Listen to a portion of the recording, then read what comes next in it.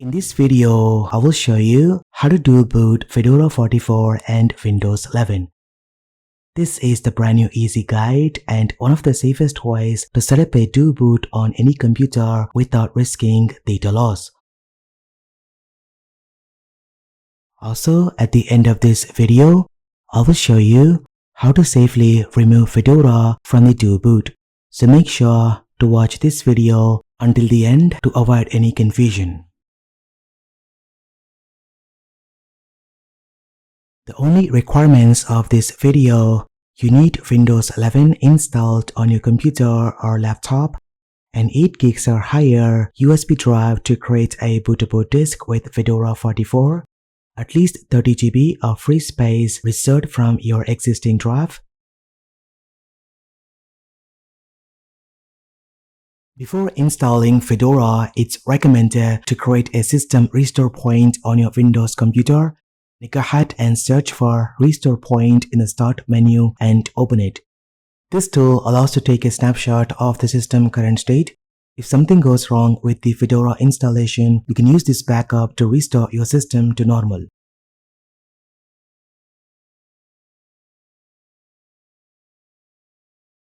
If you are using Windows 11, disable BitLocker encryption before proceeding. BitLocker can interfere with Linux installers. For more information on disabling BitLocker encryption, check out the link in the description. It's time to create a free space for Fedora. Right-click on the desktop and open Terminal. Then type disk mgmt and press Enter to access the disk manager, which displays all drives and their partitions. In my case, you can see that one drive is connected. Drive 0 has 3 partitions. The first one is the UEFI partition where the Windows boot manager is present. The second one is the main Windows, and the last one is the recovery partition. I'm gonna choose the C drive to shrink the free space for Fedora. In your case, it might be D, E, or F. Whatever it is, just choose any partition and right-click on it. Then choose Shrink Volume and allocate a minimum of 30 GB or more for Fedora. You can type the value in megabytes. In my case, I'm going to allocate 100 GB. Then click on Shrink. This will create an unallocated free space. Now with that said, let's get started with the Fedora installation process. Now first, head over to the Fedora website and download the latest version for Intel or AMD systems. If you want to use the GNOME desktop, choose the Workstation Edition. But for this video, we will be using the KDE Plasma desktop.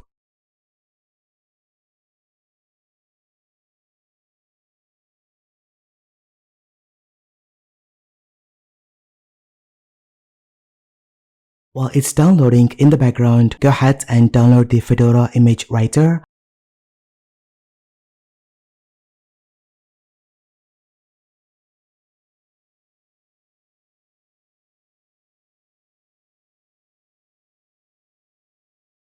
Once both files are downloaded, place them somewhere on your computer for easier navigation. Then go ahead and install Fedora USB Writer and open it.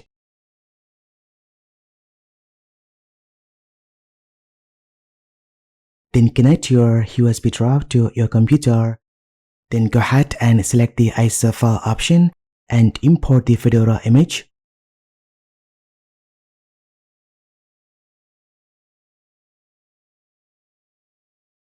Then choose your USB drive and click Write.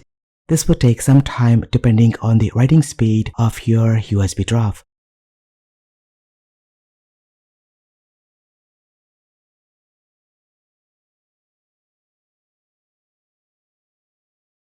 Once it's done, restart your computer and enter the BIOS using your keyboard shortcut. Now mostly it could be F2, F9 or the escape key. In my case, my computer has booted into the startup manager and I'm going to press F10 to access the BIOS setup. In the UEFI BIOS settings, make sure USB boot is enabled. For secure boot, I usually keep it disabled. However, Fedora fully supports secure boot, so you can leave it enabled if you prefer. Next, adjust the boot order and set your USB drive as the primary boot device.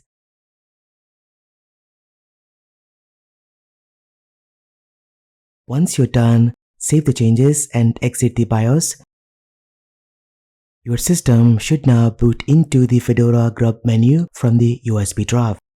If it doesn't boot automatically, open the UEFI boot menu and manually select the Fedora installation media.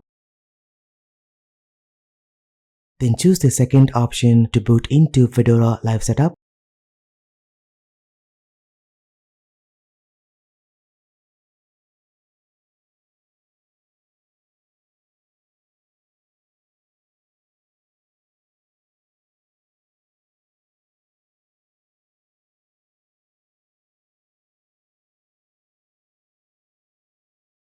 When you are inside the Fedora Live Setup, go ahead and connect to the internet. Once it's done, click on Install Fedora.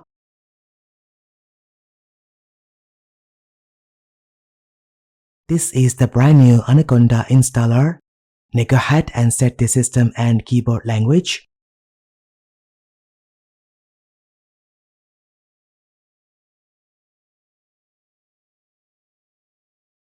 Then go ahead and choose your drive from the top. We're going to use shared disk with the other operating system. This option keeps the current disk layout and uses the free space we created earlier to dual boot with Fedora. Then click Next. You can secure your data using disk-based encryption, but for now, I leave it unchecked. You may see a warning that the UEFI partition is smaller than recommended. Don't worry, you can safely ignore it. The installer will then create required partitions for Fedora using the free space. You can see them listed here. Now click on Install to begin installation. Now sit back and relax. The process will take some time depending on the speed of your drives.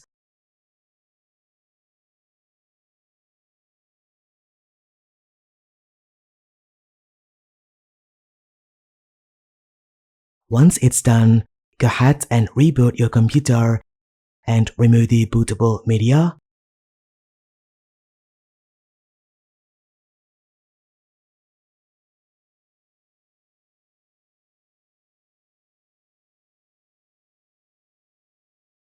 Then your system boots into grub menu.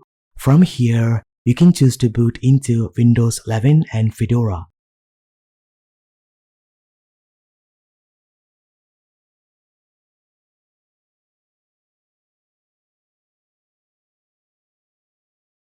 Now go ahead and set up your system language, time zone, create user account and start using Fedora.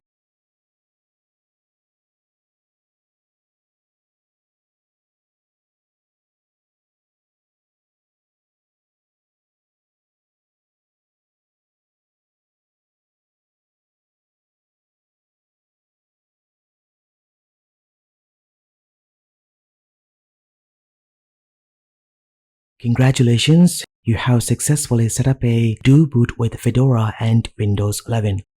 Also, don't forget to watch my video where I show things to be done after installing Fedora. Please check the link in the description down below. As a bonus part of this video, if in case you don't like Fedora and decided to uninstall, then reboot your computer and boot into Windows 11.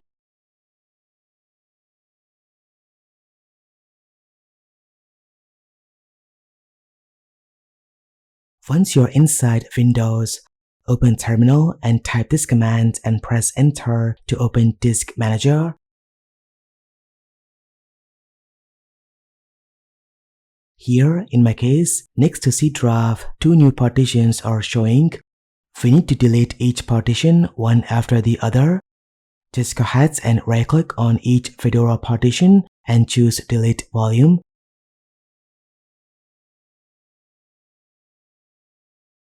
This will free up space on your drive. You can then right-click on your C drive to extend the partition. Now let's remove the grub boot manager that Fedora installed on your system's UEFI partition. Just go ahead and open command prompt as administrator. Then insert cmd, type disk path and press enter. Then type list disk. This will show all the drives connected to my PC. And as you can see, drive 0 is the only drive connected to my computer where Windows are present. I'm gonna go ahead and select this drive by typing this command.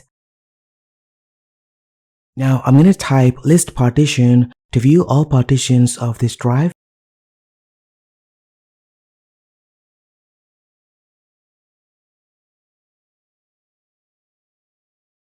Then go ahead and type this command to assign a drive letter. Then exit from the disk path and type the assigned letter followed by a colon and press enter. Now type dir to view the contents of the partition. You should see the UEFI, system and mark kernel. Now go ahead and type these commands to delete system and mark kernel.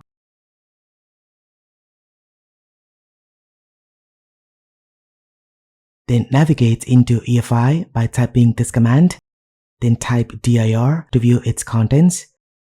And this is where both Windows and Fedora boot files are stored. Now go ahead and type this command to delete the Fedora. And that's it, we have successfully removed Fedora. Now restart your computer.